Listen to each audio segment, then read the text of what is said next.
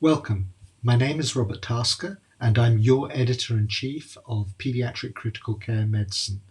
December 2023, end of the year, great content for you. There are four items that I'd like to highlight. First, there's a forward for 2023 about what's happened over the last year. There's a note about our new impact factor. There's a note about journal process metrics. I've highlighted some must-read articles, as well as a little bit of a focus on our new section and materials about trials. Then, in the editor's choices, there are three main ones to focus on. First, Leland et al. Have looked at the clinical progression scale for acute viral respiratory illness. This is a Polizzi group, and they've used Polizzi PICFlu COVID-19 data sets to validate and describe this new scale, which I hope will be useful for clinical trials. The second highlighted study is from Miranda et al. From the UK. They've looked at duration of invasive mechanical ventilation in viral bronchiolitis. You may recall that this group published some work about three centers, 2012 to 2016, 462 infants needing mechanical ventilation and looking at variation in practices. Now, they focused on 13 centers in 2019, 350 infants, and looked at factors associated with duration of mechanical ventilation.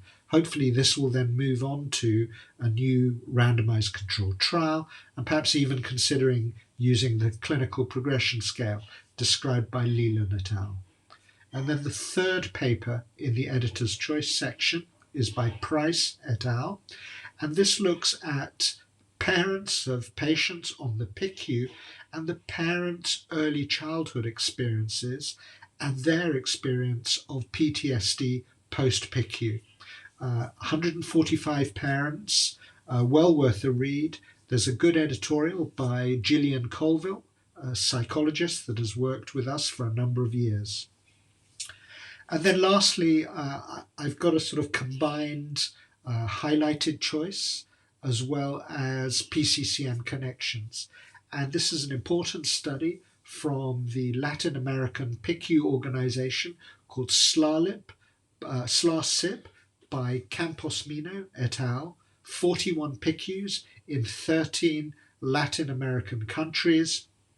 A point prevalence study done in 2021 on nutrition in the PICU. 311 children selected, and then a deep dive into details about how these children were fed.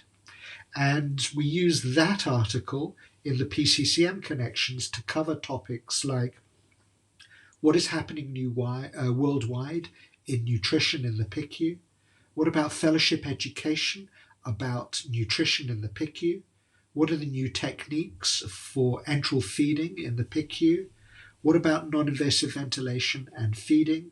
And finally, clinical science. So lots and lots to read. I do hope you enjoy, and I'll see you in January 2024.